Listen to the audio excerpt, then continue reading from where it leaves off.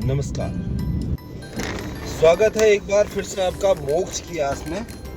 और दोस्तों, मोक्ष की आस हमेशा से यही प्रयास रखता है कि हमें जीवन में जो मेन एम है, उद्देश्य, मेन मोटिव है, वो क्या है।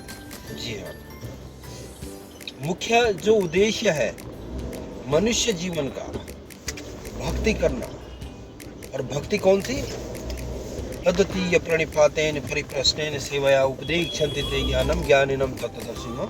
तत्वदर्शी संतों की शरण में जाकर वो भक्ति करना जो मीरा ने करी है, जो ध्रुव ने करी है, प्रहलाद ने करी है, जो आदरणीय धर्मदास जी महाराज जी ने करी है, संत गरीबदास जी महाराज जी ने करी है, नानक जी ने करी है। तो वो वाली भक्ति के लिए बताया गया है शास्त्रों में।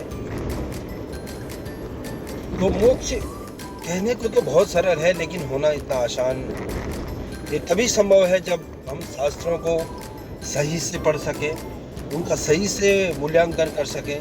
और ये तभी संभव है जब जीवन में तत्वदर्शी संत का आगमन हो। तत्वदर्शी संत अगर जीवन में न हो तो बहुत ही दुर्लभ है मानुष जीवन का जो लक्ष्य है वो पार पाना। तो मनुष्य जीवन का जो लक्ष्य है वो पार पाने के लिए सबसे पहले हमें संतों की शरण में जाकर समझना होगा कि वो किस प्रकार की भक्ति हमें देते हैं। जी हाँ, संत भी आजकल बहुत है। अभी आपने फैक्टफुल डिबेट को 11 तारीख को सुबह 12 बजे देखा होगा, जिसमें था आजकल के पाखंडी बाबाओं का पूरा जो रहस्य उजागर किया था। उसमें आप देखिएगा, फैक्टफुल डिबेट 11 बजे 11 तारीख को 12 बजे आया था, तो उसमें भी पूरा दिया गया है, तो आप जी देख सकते हैं। और क्योंकि गुरुआ गांव बिगाड़े, हमारे गुरु जी बताते, गुरुआ गांव बिगाड़े संतो गुरुआ गांव बिगाड़े।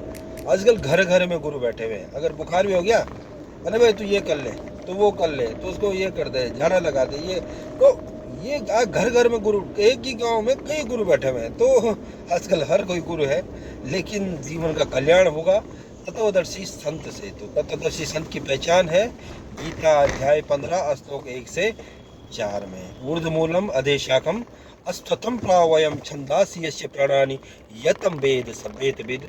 जो संसार रूपी उल्टे वृक्ष को, जिसकी जड़ ऊपर को है, तना नीचे को हो, डार को भिन्न भिन्न करके वेद विद बता दे, वो तत्वदर्शी संत है। और गीता अध्याय 4 के 32वें में बताया गया है कि उस तत्वदर्शी संत मिलने के पश्चात उस परम पद की खोज करनी चाहिए, जहां जाने के बाद जीव कभी वापस नहीं आता है। तो दोस्तों, साधना चैनल रोज शाम 7:30 बजे अवश्य देखिएगा।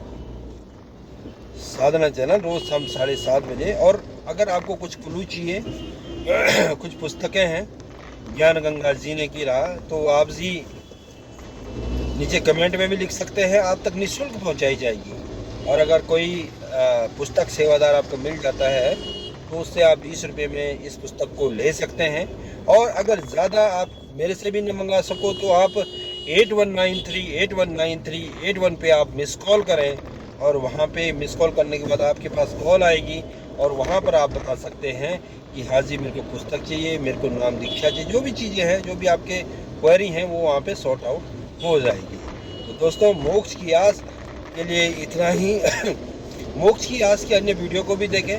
हमारे जो अन्य यूट्यूब चैनल है, फैक्टफुल डिबेट है, अल कबीर इस्लामिक, मुसलमान भाइयों के लिए। क्योंकि संत का एक नियम होता है, उसके लिए सब समान होता है। हिंदू, मुस्लिम, सिख, ईसाई धर्म नहीं कोई रे, जीव हमारी जाति है, मानव धर्म हमारा रे। तो ये है, एक संत के लिए सब समान होते हैं। कोई कह रहा था कि आपके गुरुजी कि सबको अच्छा मानते हैं, सबका सम्मान करते हैं, हिंदुओं का भी सम्मान कर रहे हैं, मुसलमानों का भी सम्मान कर रहे हैं, ईसाइयों का भी सम्मान कर रहे हैं, लेकिन हमारे सिखों का भी सम्मान कर रहे हैं, हर जाति हर तबके का। क्योंकि उस परमात्मा के लिए सब समान है, उस परमात्मा के लिए कोई ऊंच नीच नहीं है, कोई जात पात नहीं है। तो दोस्तों, 26 जनवरी आने वाला है, जब संविधान बनकर तैयार हुआ था, डॉक्टर भीमराव अंबेडकर जी द्वारा लिखा गया था, तो उसी के उपलक्ष्य में गणतंत्र दिवस मनाया जाता है। 15 अगस्त 1947 को हमारा देश आज़ाद हुआ था। और दोस्तों, असली गणतंत्र, संत बताते हैं कि असली स्वाधीनता हमें तब मिलेगी, वो संविधान, वो संत का, वो परमात्मा का वो संविधान अगर हम चलेंगे कि मनुष्य जीवन में भक्ति करेंगे, मोक्ष की ओर अग्रसर होंगे, माया माया ही नहीं दिखेगी, 2 का 4, 4 का 8, 8 का 16 छोड़कर हम अगर भक्ति की ओर अग्रसर होंगे, उस चीज़ को समझेंगे कि क्या पाप है क्या पुण्य है, उस संत की शरण में आने से ही यह संभव हो सकता है। क्या पाप है क्या, वही संत बताएगा कि पुण्य क्या है, पाप क्या है, कौन भक्ति से आपको मोक्ष मिलेगा। तो अभी वर्तमान में तत्वदर्शी संत आप गूगल भी कर सकते हैं, जगत गुरु तत्वदर्शी संत रामपाल जी महाराज जी हैं, जो सदभक्ति करवा रहे हैं और कुछ राजनीतिक षड्यंत्र की वजह से जेल में है अभी। कोई भी देखो, कोई कहता है भी गुरुजी जेल में है,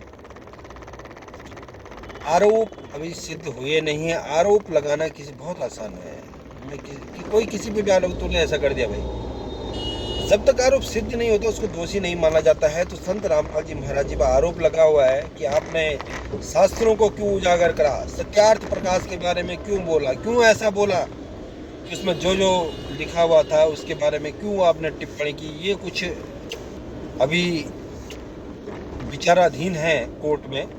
और संत रामपाल जी महाराज जी तो जेल में रहकर भी सबका, अपने भक्तों का, जो उनसे जुड़े हुए हैं उनका कल्याण करवा रहे हैं। किसी का रोग ठीक हो रहा है, किसी की परेशानियां ठीक हो रही हैं, प्रारब्ध के मृत्यु तुल्य कष्ट हट रहे हैं। तो दर्शकों, मोक्ष की आस के लिए इतना ही।